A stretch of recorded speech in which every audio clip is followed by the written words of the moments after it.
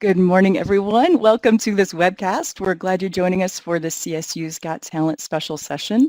This is Transforming Tech Stress into Tech Health.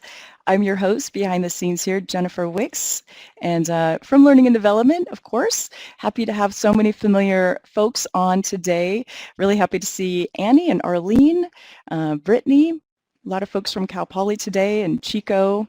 Let's see, Barbara's here, Doneen, John, Karen, Kevin. Thank you so much for also sharing the link with your colleagues and sharing this session with them so they can also attend. We have a very special guest today from one of our CSU campuses, so we're always happy to welcome one of our own CSU specialists, professionals. And I also want to send a thank you out to Hazel Kelly from Public Affairs at the Office of the Chancellor, who actually referred me to Dr. Eric Pepper, our special guest for today's session. So thank you very much, Hazel. I hope you're here in the session as well today. Please do fill out the polls on the screen for us. Let us know which campus you are attending from, which campus you're representing today in the session, and also a couple polls regarding the session content.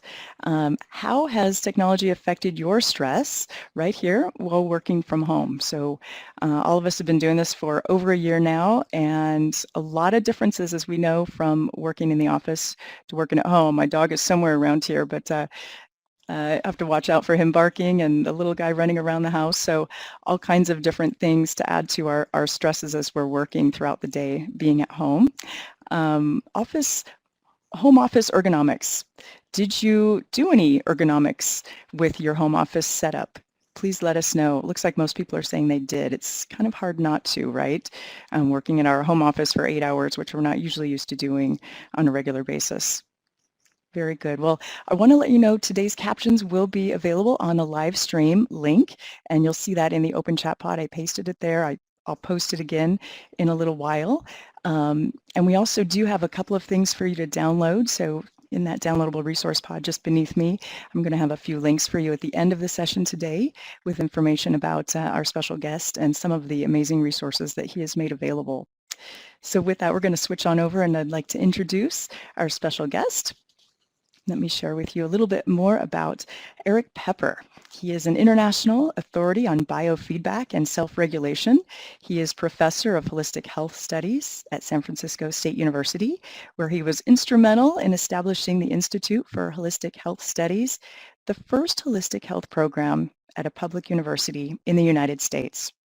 He is an author of numerous scientific articles and books.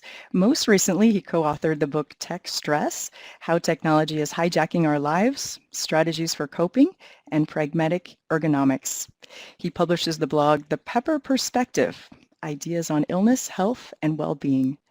His research interests focus on self-healing strategies to optimize health, the effects of posture and respiration, and learning self-mastery with biofeedback.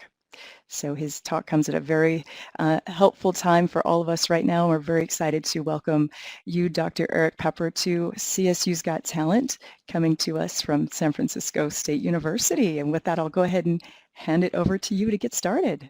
Thank you. Well, Jennifer, thank you so much for the generous introduction. But as I look at myself, and one of the things you see in tech stress is that sometimes technology doesn't work. And here we have set it all up, and I see myself blinking, and I presume the rest of you see me blinking. So I'm going to shift to a different camera, which I won't look as handsome, and my background will really be difficult. But that is just the way life is. And I don't understand.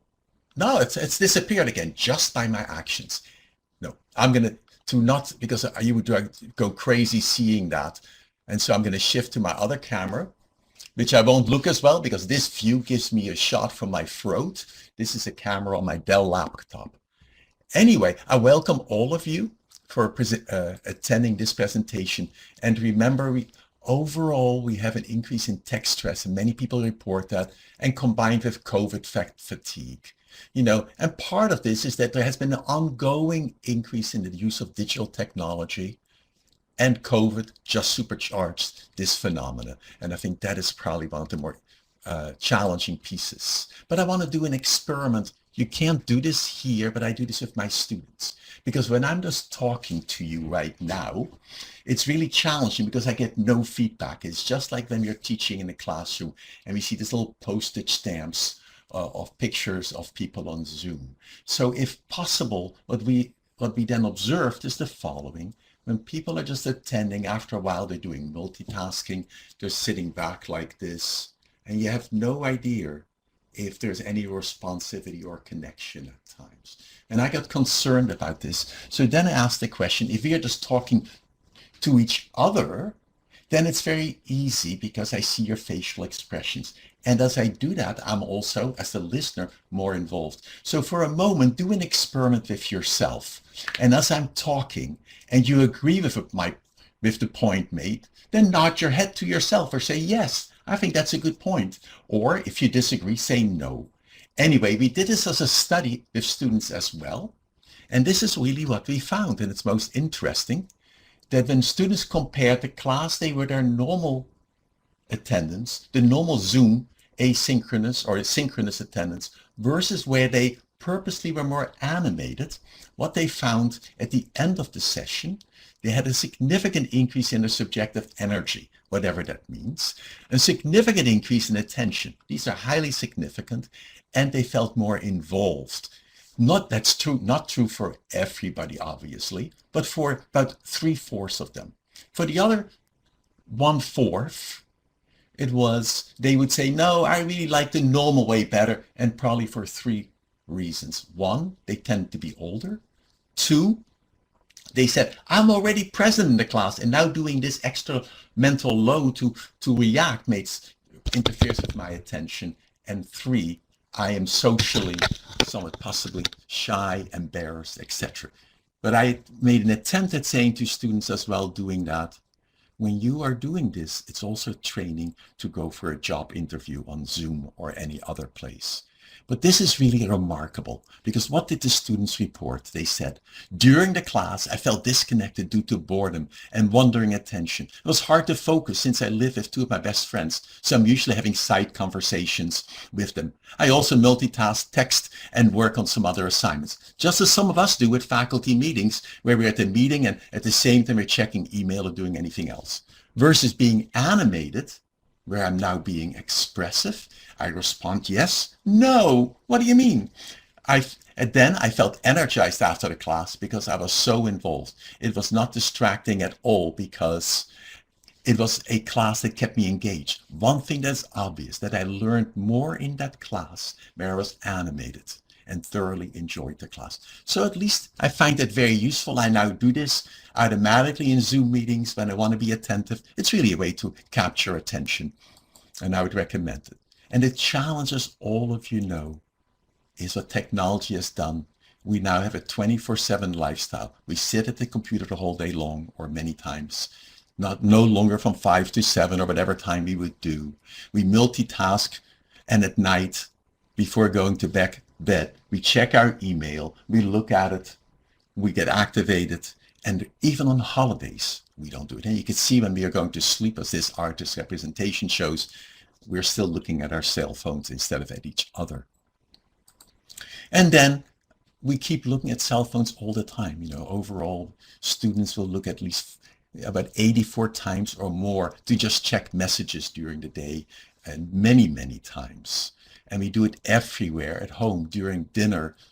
And this really partly breaks a social bond often. When a study we did where students were asked, how many of you have a cell phone? Well, they all do, obviously. And then in the middle of a conversation, it buzzes, and you quickly distract and look at your cell phone. And when you do that, what is so interesting is that it tends to break the social bond, because the person who you were talking to, when the other person turns away, you feel dismissed. It's painful. Yet they all experience that, and many of them do it. So a simple rule would be, in social settings, put the cell phone out of your field of vision. Because the moment it's in your field of vision, you're going to be distracted by it. At social settings, collect the cell phones at the front door, during dinner, or whatever other settings. These are very simple techniques, but they're useful. And then, as COVID came about, we had this radical shift, which is an ongoing trend, but really now rapidly escalated from moving to the office to home. Sometimes at the office we had very well organized setups, appropriately. And then at home we had to squeeze into places which were not always easy. We didn't always have privacy also, because we are competing. Our children had to go to Zoom classes. Our partners are working at home. And where do we work? Well, here's someone working. They worked on the porch. It's great to have the privacy. It's delicious to be outside. The trouble is, the ergonomic position like this is not very helpful. It leads to chronic tension, the glare, etc. So ergonomics is a major factor to deal with. And so, and here you can see when you work like that, you have glare coming in, you start bending forward, and by the end of the day, you often have symptoms or feel discomfort. So the question I would ask each of you is, and then you feel so exhausted. Oh my God, I'm tired at the end of the day. Or our students definitely report that often. And so what do you experience after working at the computer? For a moment, reflect. And then please mark on the poll, which will pop on the screen. And please just mark it's anonymous. So please do that. If you can post a poll. Jennifer, Yes, I is will. that possible? Sorry, let me go ahead and bring that Sorry, on here. my error. Okay. Oh, There we great. go. There Sorry we about are. that little delay there.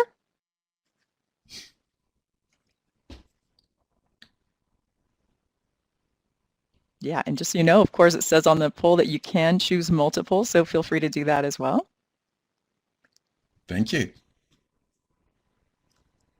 And you can see how many of us have these experiences. We're tired. We have attention challenges. We can go down the page. There we are. We can feel anxiety, depression, and distinctly we have immobility syndrome or sitting disease.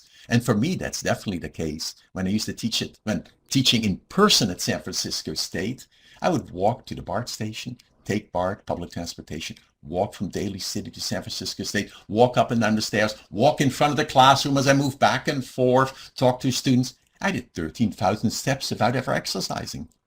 Now, if I do 3,000, it takes a lot of work. But notice how many of you have neck and shoulder discomfort, and I'll hopefully give some suggestions for all these. Okay, thank you so much for filling out the poll. It's just great. And you fit just the data what everybody says, and that is basically we have fatigue. We just feel like this. I won't show this slide anymore, as you have all responded to that.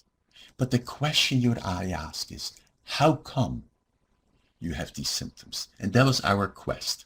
And so I like to do a little short experiment with all of you, if that is okay. And what I'd like you to do is simulate mousing in the following instructions. So what I'd like you to do is take an object or your mouse in your normal mousing hand, and then with the mouse, don't do it yet till I've told the instructions, and then with the mouse, draw the letters of your street address, except start with the last letter first. So if my university address is Holloway Avenue, I draw the letter E with the mouse, like I'm drawing it. Then I right click, then I draw the letter U and I right click. And the only distinction is I want to make the height of each letter less than a ½ inch in height. Okay, and then do it as quickly as possible. Are you ready? To start now. Do it as quickly as possible. Be sure the letters are very small. Start you're going backwards. Do it quicker, quicker. Do it even quicker than that. Quicker and quicker. And what did you experience? Stop. And what did you experience when doing this? And I think there's a poll. If you can quickly post a poll as well, then the questions will be asked in the poll. Did you notice neck and shoulder tension? Stiffening of the trunk? Tightening your arm? Breath holding? Others? Many of you stopped to blink. And notice what is most important is that most of us are unaware. We obviously tightened the arm and hand, but for many of us, it meant tightening the shoulder as well. We held our breath. But why do we hold our breath when it's not necessary? In fact, it would compromise our performance. It is partly an argument I'll make a bit later that just doing this task by a sense of vigilance. I have to perform. I tighten and freeze up.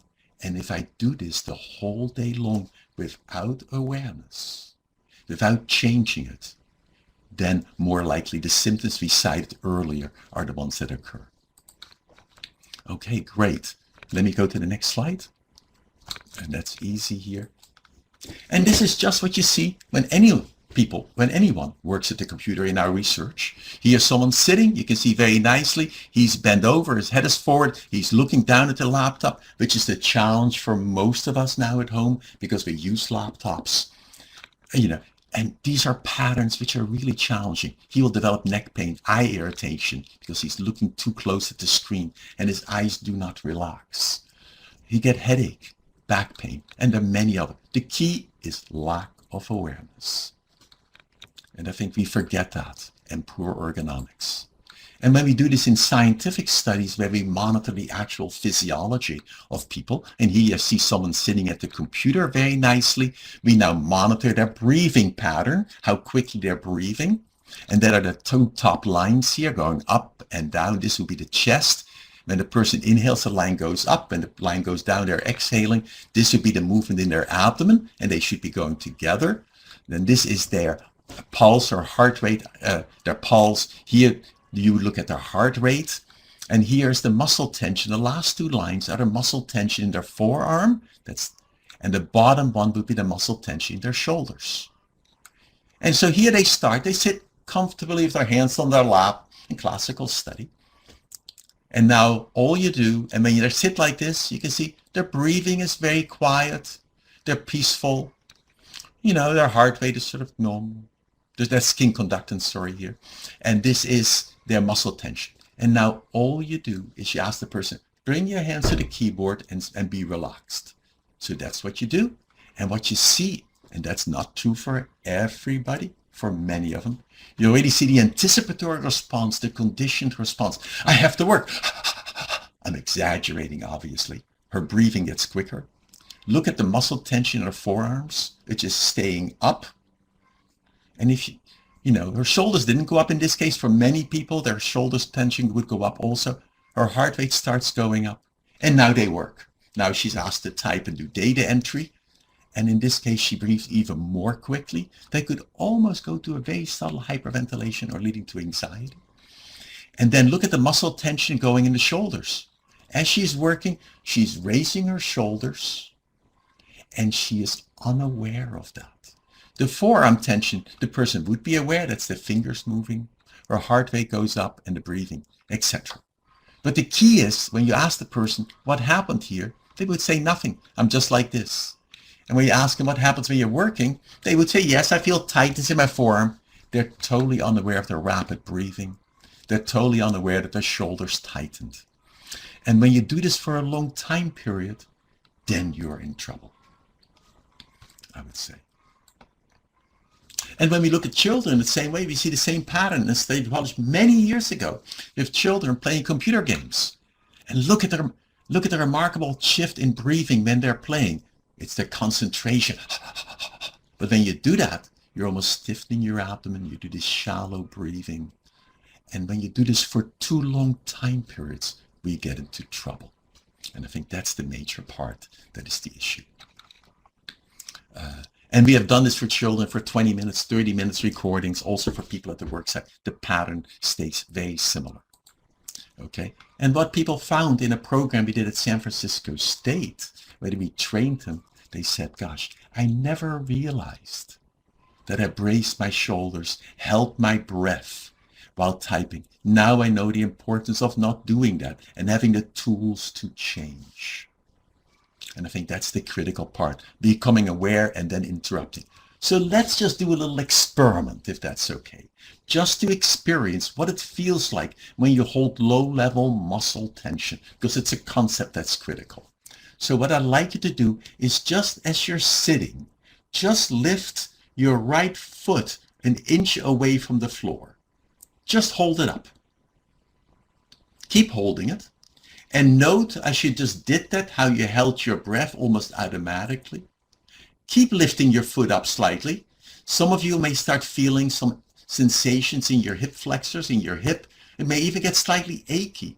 I could ask you, how long can you hold your foot away from the floor at a few inches? And I know it will depend how much I would pay you to do that. But still, after a while, even now, you start feeling some achiness. Let it go. The reason you start to feel achiness was that the muscles were held tight the whole time. And it limited the blood flow, the lymph return, the buildup of the waste products. And so muscles are not designed to be held tight. When we hold muscles tight more than 20%, we tend to reduce the blood flow by 80% through that tissue. But note the difference with these muscles. These are the muscles of your leg and hip flexors. And yet we use these muscles all the time when we walk. And many of us, unless we have a hip problem or knee problem or ankle problem, we can walk easily for long time periods. And we have no problem. We don't get pain. Why? Because the muscle tightens and then lets go. During the tightening, waste products build up, but during the letting go, the blood can circulate again, etc. That's how muscles are designed. Therefore, when you saw the earlier pictures where people hold their muscles tight the whole time, no wonder by the end of the day they have problems. Thus, the key is to alternate, to remember that and take many movement breaks. So what I'd like you all to do now is just get up. I know it's hard. We have Velcro to the bottom of our seats, but just do it for a moment. Do an experiment. Check your own energy level, how you feel, and now just get up. So get up, follow me. You can do it. And just for a moment, interlace your fingers like this. And now just make nice circles. Move. Do it again and again and again. And you can breathe. So when you inhale and then you exhale. And keep doing that. And then just bounce up and down, bounce up and down, bounce up and down. Reach up and reach up and reach up and reach up. Yes, with the music even better. Choo, choo. Yes, I can dance with it. Excellent. I think that's enough even. We can just do it. We can just turn the music off as well. It's great. Notice it doesn't have to be done for a long time. But the question I would ask you is really the following. And please, on the poll, which is given, please rate what happened now. Did you notice that after you sit down, your energy increased? Did your mood even change? But just leave it at energy. Did your mood even improve a little bit? It's shocking. Notice we did it for less than 1 minute. And our energy went up and our mood went up. And I now incorporate this concept every half an hour in my classes. And I started this many years ago because I teach an evening class from 7 to 10 on Monday where people work the whole day. They come to class and even with the most intent of attention, you start sinking away. When I include these interruptions of movement or some other physical motor activities, you totally wake up and their energy goes up. And a number of my other colleagues have done something very similarly. It's critical. So if there's only one message to take home, get up all the time. And notice your data isn't really different than the studies we did. This is a very interesting study where we asked people to do this kind of optimistic skipping exercise and compared it by slouch walking. You know the cell phone look when you look down, you just look at your cell phone and you slowly look down, almost a depressive posture. You have half the students walk in that mode, half the students walk in this energetic skipping mode.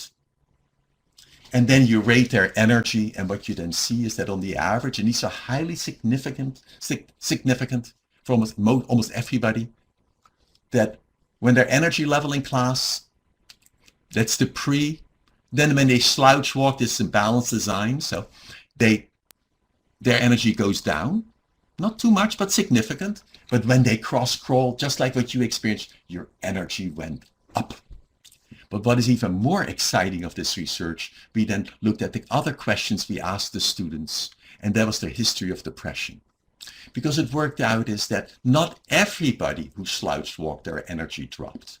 It was predominantly the ones who had a history of being depressed or reported depression. But yet everybody's energy went way up, whether you had a history of depression or not. And this tells me that this interaction, that if I can do movement, move up, look up, I have more energy, and it's a kind of almost preventative style. So when you sit at your desk and you feel like, oh my God, too much work, get up, do some movement, take a walk around the block, walk up and down the stairs, put some music on. I know it's challenging. It's most remarkable. And the reason I say that is because it also does many more things. It will really help you for your health. We now know that sitting disease increases cardiovascular disease. The more you sit, the more will you be at risk for cardiovascular disease. And there are two reasons for this. And I've illustrated on this picture here. One, when you're sitting, it's like lying down. What happens is the blood, your heart pumps the blood, it fills the blood in your legs, but the blood is not really coming back very much to your body, because the way the blood is returned to the body in the more vertical position is that the veins need to be squeezed. And that's what happens when you use your calf muscles. Here are the veins having a lot of blood in the leg. Now here, when the legs are relaxed, like you're sitting, these veins just fill up, and eventually if you stand long enough, some people will even develop varicose veins. And then when you tighten these muscles, which you would do like walking or skipping or just standing, notice you squeeze it, that pushes the blood up to the heart. It reduces the workload of the heart significantly. And the second part is, I want to underline this, is that the act of moving from sitting to just standing, and just standing even for 1 minute, is a major activation of your baroreceptors in your throat, which is to modulate your blood pressure. So you're continually adjusting the baroreflex system, and that allows significant improvement in your cardiovascular system and even blood pressure. And so let me say it more better than that. This was the findings found with astronauts in the studies of forced rest, where astronauts, at least in Earth, were trying to simulate what happens in space. They would have people lie down flat with their head slightly lower, and they found that just getting up every half an hour for a minute and standing would reverse the harm of lying down. In space, it doesn't work. It will only work on Earth because of gravity. So keep that in mind. Get up often. That's the best rule I can say. And notice here you can see the effect, not only of sitting, but also how it would, if you sit, you don't just sit erect, you start collapsing. And when you slouch a bit, which you can see here, you can see it affects our breathing, because when we slouch, our stomach can't expand as much. We have to do more shallow breathing, which is illustrated in this graphic here by the lower line of abdomen. That amplitude is decreased. And then you can see the normal relaxing heart rate rhythm called heart rate variability that is also decreased. Just by the act of posture. We forget these. So we have two components. And therefore, I would just recommend each of us, and we have done this for many years now. I mean, it's available at no charge. You can click on the link. It is a little software app I've put on my computer. I recommend my students to do this. And then every half an hour, or how often you do it, it pops up on the screen and it reminds you to get up and move. I know when you do this, you don't want to do it. I'm just like that. If in the middle of this talk, it goes off, I would say, oh, my presentation is much more important than doing this exercise. Except I don't do that anymore. I now interrupt myself, even in the middle of speech when it happened, and I do this exercise. I have learned that when I do that, there are benefits. And that was taught to me by one of the participants in our training program at San Francisco State, which we did for a number of weeks. We had this one man who works on the computer. He said, I have no problem. None. I mean, I don't know. It's like, yes, I'm at this program, but it makes no sense. I mean, he's doing it out of goodwill. And I finally persuaded him to say, put this program on your computer and just do it. And it's really challenging not to skip it. He did it for the week, and he came back and he said, Eric, there's life after 5.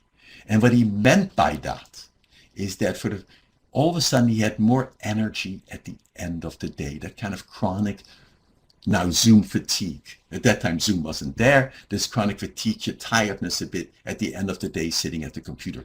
It just had disappeared.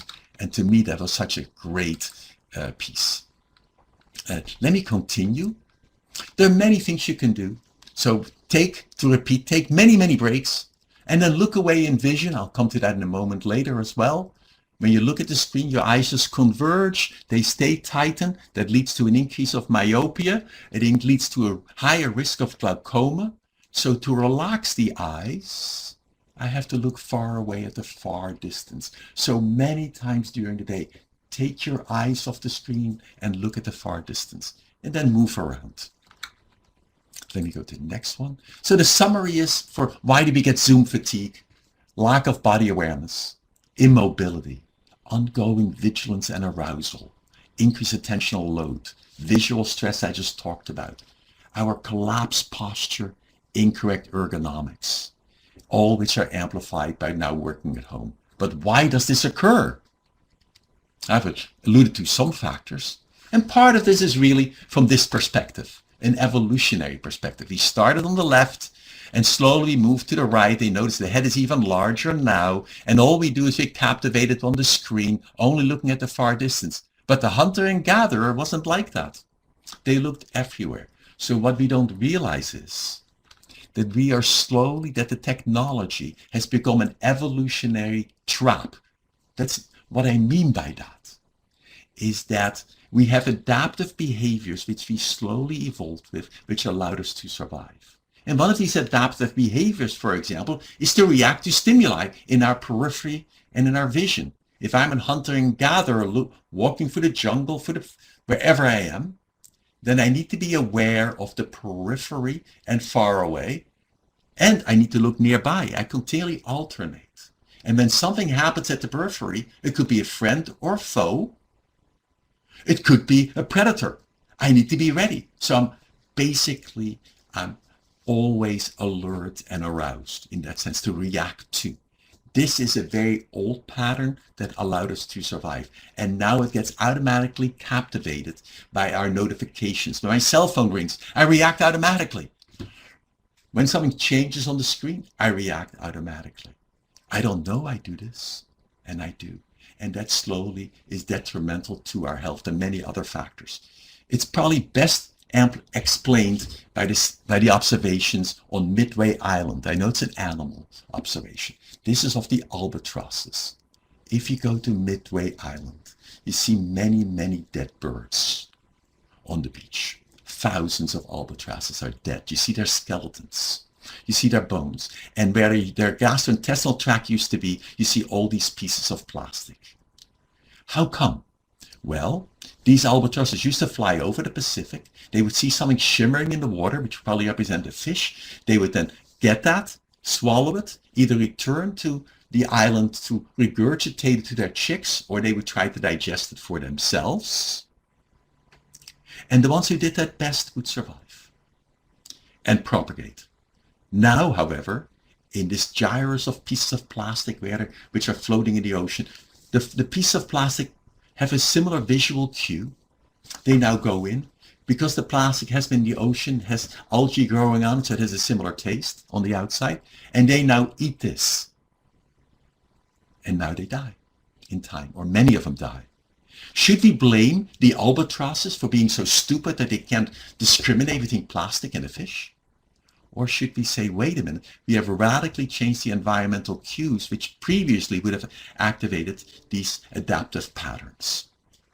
And for that same process, we have the similar process for human beings. Like I said, we have the vigilance is necessary for survival. Every time there's a visual change on the screen, I react.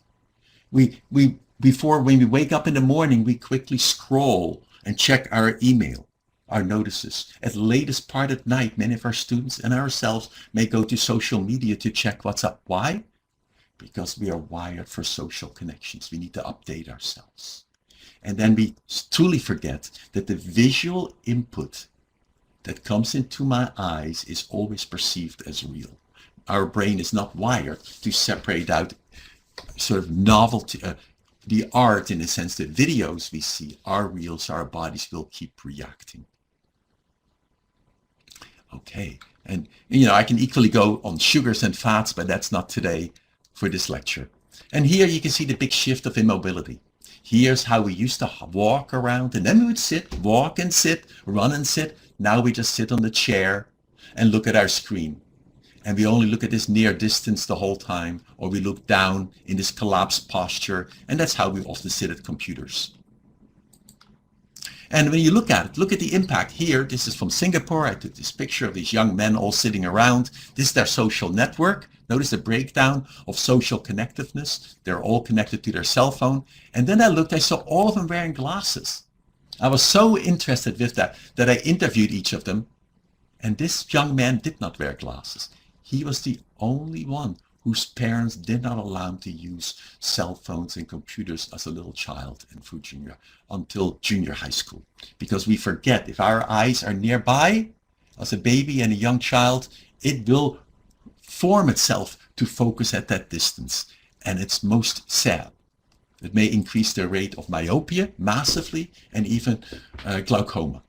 Notice Singapore is now labeled the myopia capital of the world. 65% of our children by the 6th grade have myopia.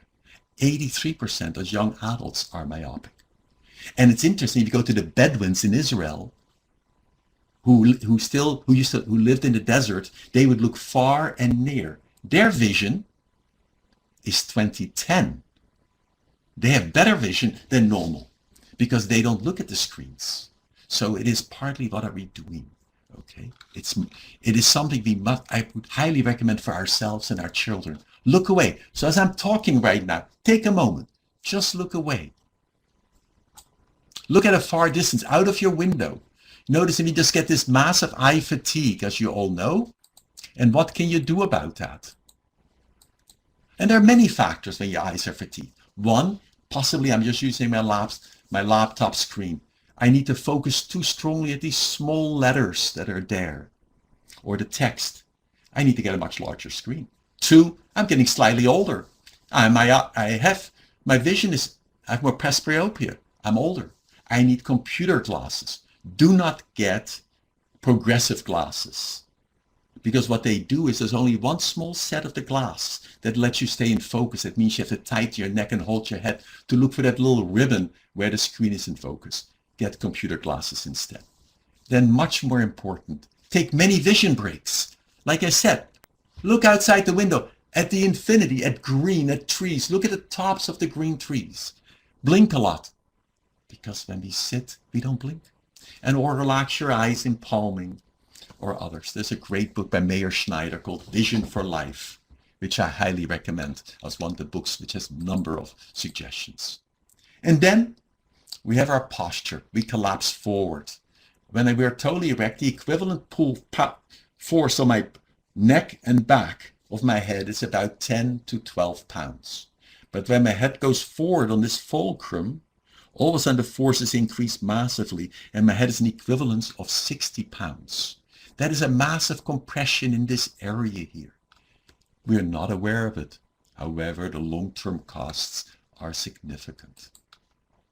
You can look at, and then we sit our abdomen. Take a look at this. This is a very challenging picture because the text is too small. But just sitting in this position for long enough times, we'll start distorting our nasal and sinus cavities. Our breathing is affected. It's hard to breathe through your nose. You get an increase in jaw pressure. We get pressure in our throat. We get pressure in our back. Our abdomen is compressed. That means our heart won't work as easily. Our digestion gets affected because we are applying pressure in the abdomen. And we get the pooling of the blood and lymph in the legs. And that's why standing up is so useful. Okay, let me quickly go for some more. And you can see this when you do it physiologically. Here you monitor the actual muscle tension. The key is time and time again, the person is unaware that they're slouching. But the tension goes up, the breathing is compromised. But when they sit up, they have the opportunity, it doesn't mean they will, the opportunity to breathe easier and more relaxed.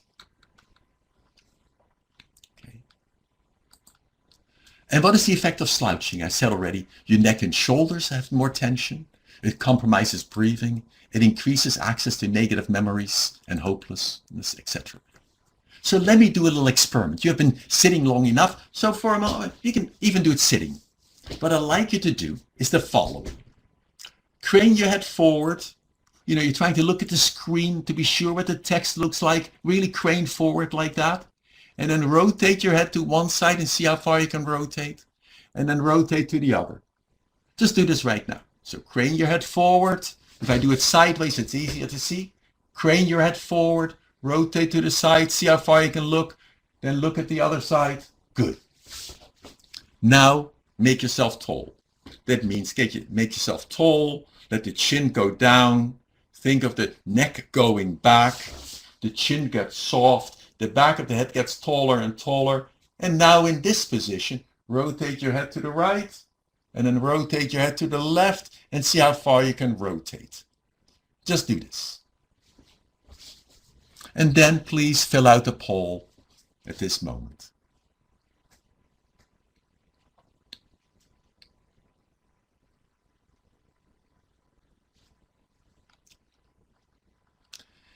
And as all of you can see on the poll, for most of you, 78%, there is being erect, you rotate more.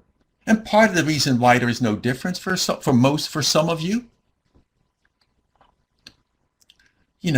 is really that we may not even bring our neck back anymore. It depends on our structure. But literally for most, the head erect allows much more a rotational effect for almost everyone, as you almost see in this slide. So let me get rid of these. I need to be able to go to the realized I had the wrong poll up for you, so I brought the second one up. Oh, okay, great. Let's do that. Did they all fill it out? I think they did, right? They did earlier. Great. I'll go to the next slide. So. What you see is with our students or anyone, it's just what you observed. They find that usually it's easier when you're erect. It's obvious, but this has major implications for our health. And so ask how you're sitting. What are you training your body with? When we study Canadian athletes, a colleague of mine does that. He already has noticed that the spine curvature is different now than 20 years ago. These young people and their athletes are more bent over. I wonder what the long-term cost will be. And now you can see the effect of pedestrian accidents, because when we start using a cell phone, we start looking down. When we look down, we do foveal vision. We lose the perception in our periphery because when you look down, you assume you're safe. You're looking at that place. You don't need to be aware of the predators around you, so you don't look at the periphery. You're not aware of it, and therefore you can be hit with cars more easily. You can trip more easily. And even driving, when you're scrunching forward to look, you can't rotate your head as far to see to the sides of your car. Okay? And then finally, on this same concept, there are two more concepts I want to get across. One is how it affects our emotions, and the second is ergonomics. So in this one, I'd like you to look at the effect, how posture can just affect your mood, because we have seen a 3 to 4-fold increase in depression and anxiety during COVID. That's partly due to loneliness, maybe the major factor. It's also possibly due to posture. So what I'd like you to do is do the following experiment. Let me guide you through. So I'd like you to sit and now slouch and look down, like in a letter C, like what I'm doing. Just look down like this. And now when you're sitting like this, I'd like you to evoke only hopeless, helpless, powerless, defeated memories, one after the other. Just hopeless, helpless, powerless, defeated memories.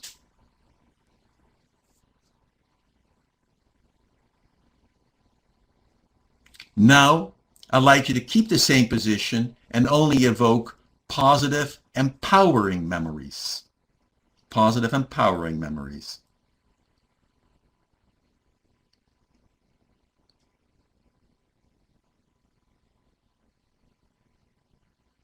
Now I'd like you to shift your position, arch up, make yourself tall, really let your head get up, look slightly upward above the horizon, look upward, and now in this position, evoke only helpless, hopeless, powerless, defeated memories.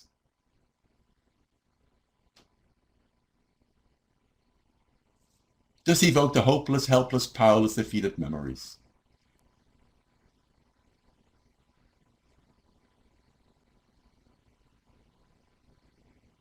And now in this position, evoke optimistic, empowering memories while looking up.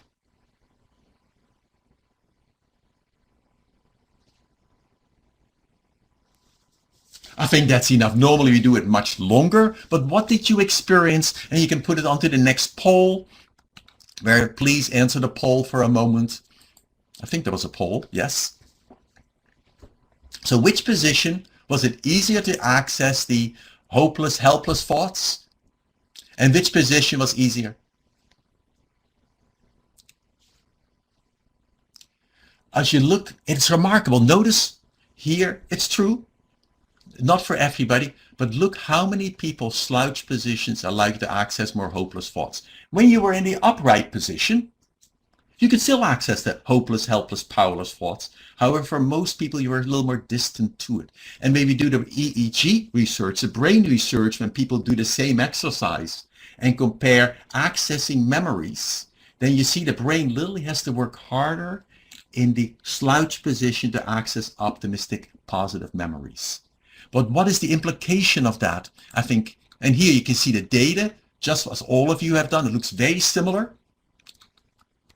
It is identical almost. But this means that when my mood goes down, and so many people have lower moods, the posture amplifies that. So one of the practices we now do, and we have published a number of studies on this, that if your mood does go down a tiny bit, when you have more negative thoughts, when you find it's harder to solve the problem, at that moment, shift your position first. Do not try to change your thoughts. First, shift your position. Breathe lower. Get a breath of fresh air, and only then start changing your thoughts or try to do the problem solving. And when we do that, it's much easier to do. Now, what is so interesting about this study, we equally applied this to doing math or any kind of cognitive task. This is simple mental rehearsal. Mental arithmetic, subtracting a number sequentially. That tells me I should get up and move. So just roll and wiggle your shoulders for a moment. Good. Just do it. You can even stand up and just move.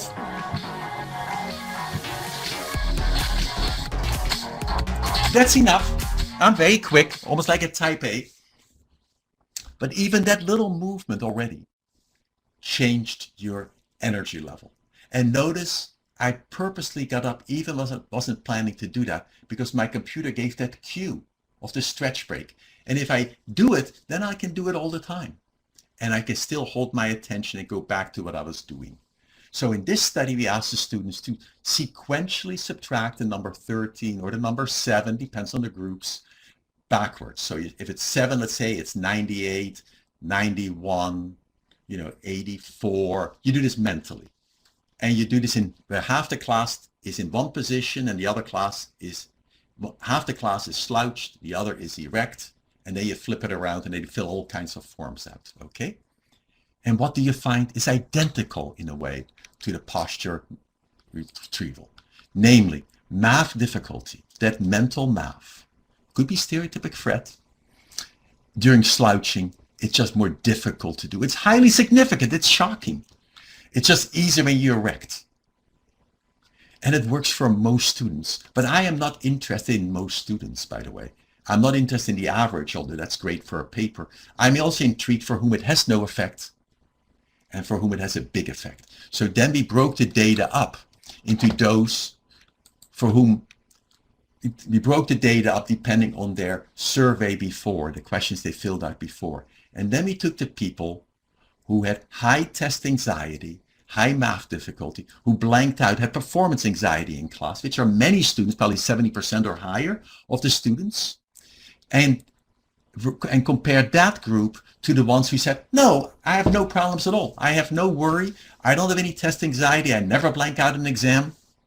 And when you look at that, you realize those who are the happy-go-lucky ones, posture makes essentially no difference. That's the blue line. However, for the ones who report some form of test anxiety, some form of worry, can I do well enough, some form of blanking out in exams, Posture made a giant difference. That's the red line. Look at the difference. It's just so impressive. So now for students, when you're anxious, change your posture first, breathe, and configure your body to optimize learning and performance. But how do I know that I'm aware of slouching? I don't, because as I'm talking, you see me slouching. I don't know. So what we have done is with collaboration, there are some devices that can measure posture changes. And here's a device I put on my spine, as you can amply see on the screen here. It's a little device that works on an app on a cell phone called an Upright. And then when I slouch or change the angle, it vibrates. Or it can show on the screen as well that it reminds me, get up. And that's what we do. We did a number of studies. And what did people observe when they did that for themselves? One, I slouch because of ergonomic factors. I can't read the screen or whatever. Well, then you need to deal with those issues. Two, I'm tired. Well, at that moment, take a break, do some exercise, explore that. Three, I'm stressed. Problem solving, stress management. Four, very common, was when the person had hopeless, self-critical, negative thoughts. They were unaware the thought even was there till the vibration occurred. Then they can get up, change, and explore the causes of that and how they can change their language. And then there are many other factors, like crossing your legs where your spine collapses. Okay. And if you look at that, when we look at the RAND score, which is a health score against a control group, and this is a study that's been published now, you can see that those who get the posture feedback device do significantly better. Their health improves. And on the subjective sense, which I'm always intrigued in, what do people experience subjectively? They say, gosh, I'm aware of posture, I'm confident, I'm happy, I'm productive, positive, energized, appreciative, focused, energy. And those all went up after the use of posture feedback. And their negative qualities went down: sad, lazy, negative, back pain, shoulder pain, etc. So to me, it suggests that if changing posture, it isn't only posture, because you start doing other changes, is very helpful. And what they said is like this, that's their quotes. The feedback helped me to be aware of my posture. It was incredible that having good posture while working at the computer helped me not have shoulder and back pain. Or, I feel tired after being on my computer, even for 2 hours. It can be exhausting, but when I used the app, I had more energy after doing homework. I was a bit surprised of not being tired afterwards. We have many of these positive quotes. And I know it's also partly doing attention or doing something else. And the final comment on all this is ergonomics. It's the basis and critical. It's not the only thing. Ergonomics is always a compromise. If you sit perfectly erect, you'll increase disc pressure and you won't like it in time. But remember, in ergonomics, if a chair is ergonomically correct and all the arrangements is perfectly correct, it only gives you an opportunity to sit correctly. On the other hand, if the chair or the computer arrangement is incorrect, then you always have to compensate and as a cost. And you can take many breaks to deal with that. You can use props, etc.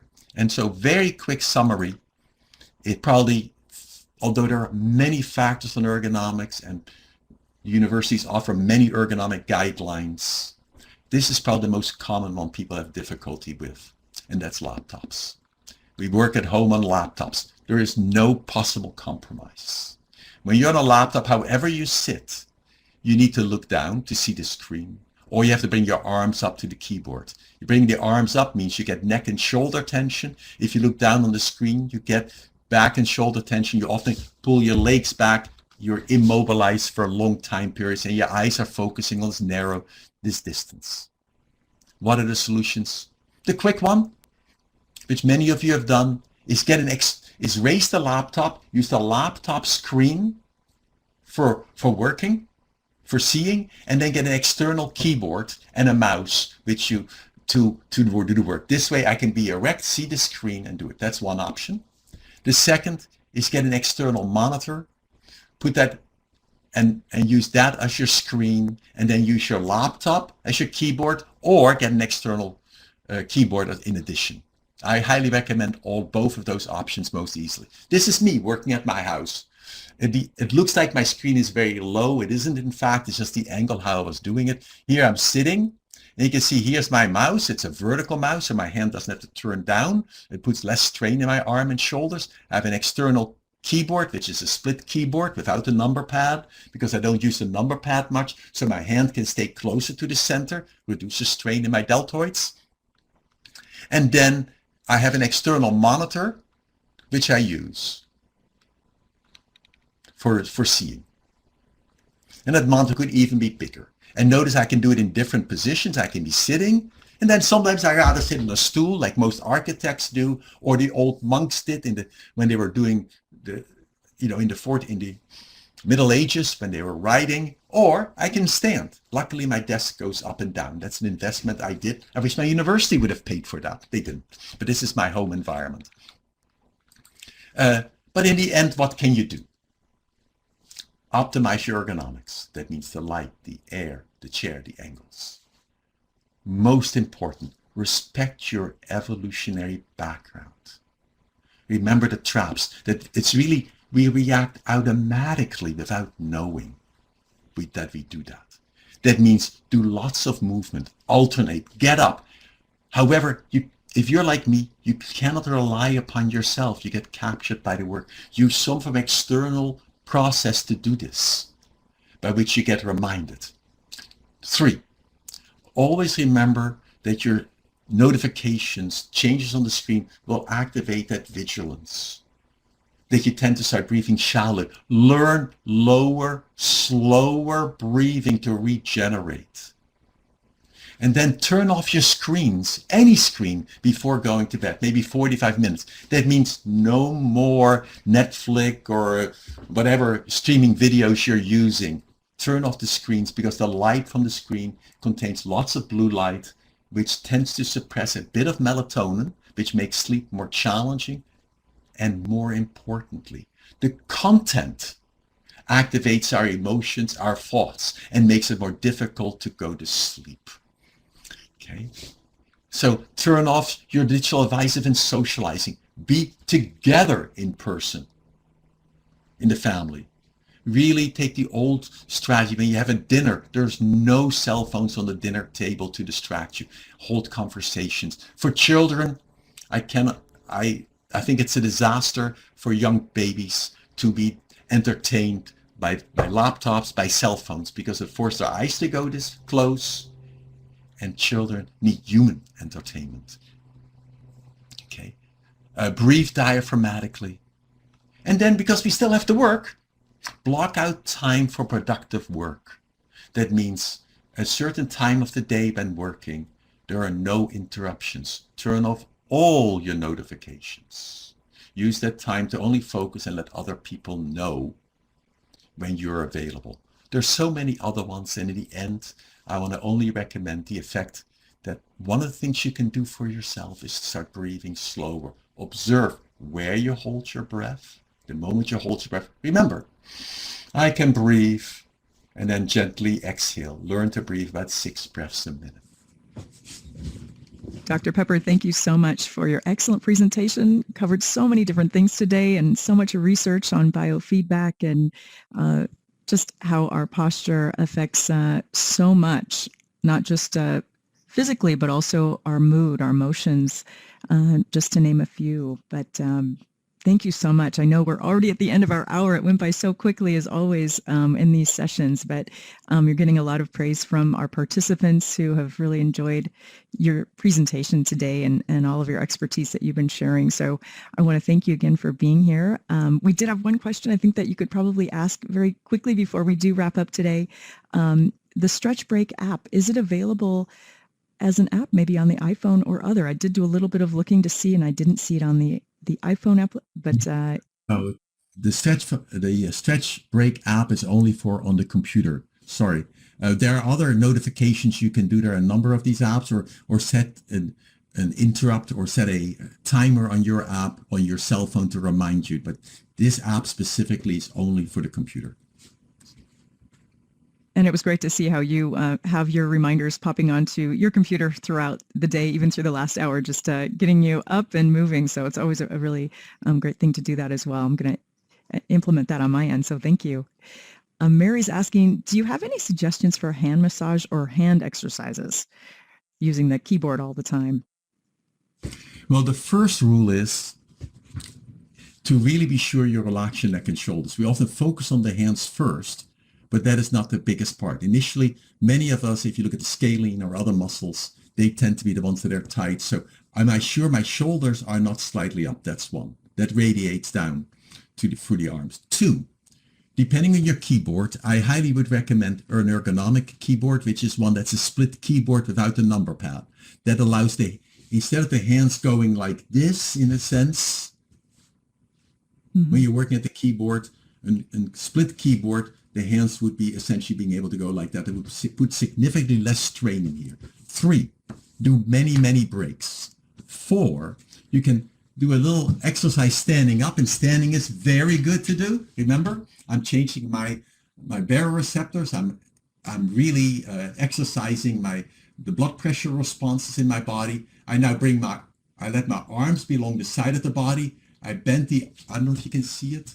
I bring my arms out, my hands, palms are down. I bend the hands. I slowly bring them up like this, bring the finger way up, and now I'll feel pulling in my arms, and as if I am pushing my arms out, my palms out, and they're perpendicular to the floor, and I stretch, and then I'll feel almost like a streaming or tingling down my arm of electrical. That's the stretching. Let that go. I would then also do a number of little exercises. You get soft balls you can roll your hands on. But the key is you may want to check, do you really relax the muscles in your forearm? Do you relax the muscles in your shoulders? And the final part is, what is the temperature of your hands? Because for many people when they work, they unknowingly tighten their shoulders. And we have shown that very elegantly, also with my colleague Rick Harvey, and then that would cut the blood supply slightly, and the fingers are often getting colder. And so then the question is, can you learn how to warm your hands? Which is possible. You can teach people to warm their hands as much as 6 degrees per minute by just attending to their own body in a kind of way, and using biofeedback techniques. But then you could almost imagine maybe that as you're sitting, maybe just take your hands, let them drop to your lap. That moment that the shoulders drop, feel the gravity pulling on your elbows. At the same time, your chin goes down, your neck goes back, the head goes up. And now as you think about it, imagine the air could go right down your arms and out your fingers. And finally, you can roll your hands on little balls. There are many other ones, but there are many PTs who would have many other recommendations. Great, thank you. Very helpful. I know we're already over our hour. Is it okay to take one more question? We still have a lot of people online here listening. It's perfectly okay for me to keep answering questions. Also, if people want to reach me with questions, my email address is listed, I believe, and they can gladly give me let me know. It's no problem at all. But I'll gladly be around, even though the program is officially over. Okay, thank you for that. We appreciate your generosity of time here. Joan is asking, are there any things we should be careful about using standing desks? That's a great question. It's a super. A lot of us do have standing desks. The key is no position is good and no position is bad. The key of standing desks are that, one, don't stand all the time. Because if you think of sales clerks standing all the time, many of them will develop more problems in their legs, sometimes even varicose veins or whatever. So that's one. Two, it's often helpful to put a bar on your desk so you stand more on one leg and the other leg is slightly higher, like you put your other foot on the block, and then you can alternate back and forth. Three, I highly recommend alternating. Sit sometimes, stand sometimes, and keep doing that. And then it depends on your shoes. And it depends on the shoes you're using and what kind of surface are you on. Are you on a kind of more softer, supportive surface, or are you on a very hard surface? That will also make a difference. Great. Well, thank you for that answer. And I think that actually ties into Petra's question as well. Would a stand-up desk help to alleviate most ergonomic problems, rather? Not necessarily. Not necessarily. The stand-up desk, really the major problem it changes is that you can be slouched on a stand-up desk, or you can be erect, you can be holding tension. So it's really how you are using yourself. And that is the error people, most of the people we have observed when they work, however they work, the moment they start holding their mouse, they start doing a data entry without knowing their shoulders slightly go up. They don't need to go up, by the way. But it's an habitual pattern. I got to perform without knowing. And so we often would recommend really becoming aware of the neck and shoulder muscle tension and see how low can I get that. It will go up when I move my arm. That's normal. But in between have many breaks. Then do think of your posture standing. You know, I mean, one of the techniques which I often recommend for people who, if they want to have therapeutics, is do something like the Alexander technique, where you learn how to stand, being tall, let the back be widening. They're very useful approaches to reduce this kind of problems. It's really, how are you using yourself? I can misuse myself sitting in an ergonomically designed chair. That's how we started this whole work in the 90s. I was a consultant for a colleague of mine who had a client who had severe neck and shoulder and arm pain, and the person got this, you know, then they got this great ergonomic assessment. They got a perfect desk. They still had it. Then we put the sensors on. We monitor neck and shoulder tension. We monitor their breathing. And then we saw that even though they appeared on the outside to be in the ergonomic position, inside they were like this. And they were breathing shallowly. And it's only when they learned to change that physiology that his symptoms disappeared. And remember, that pattern can also be a result of worry. Am I going to have my job? I have time urgency. So there's a lot of work stress that are equally cofactors. If that makes sense. Great. Well, that's a very thorough answer. Thank you very much for that. Well, I know we're already at 11:10, 10 minutes after our hour. Karen, thank you very much for your question. Maybe we can answer that after the fact regarding lower body hip stiffness. But I do want to again thank our Dr. Eric Pepper from San Francisco State University for joining us, and really appreciate your session today and all of your expertise. And like you said, I do have your website listed, and just underneath our webcams here, there's a web link pod. You just click on number 3. It'll take you directly to Dr. Pepper's website with a lot of resources.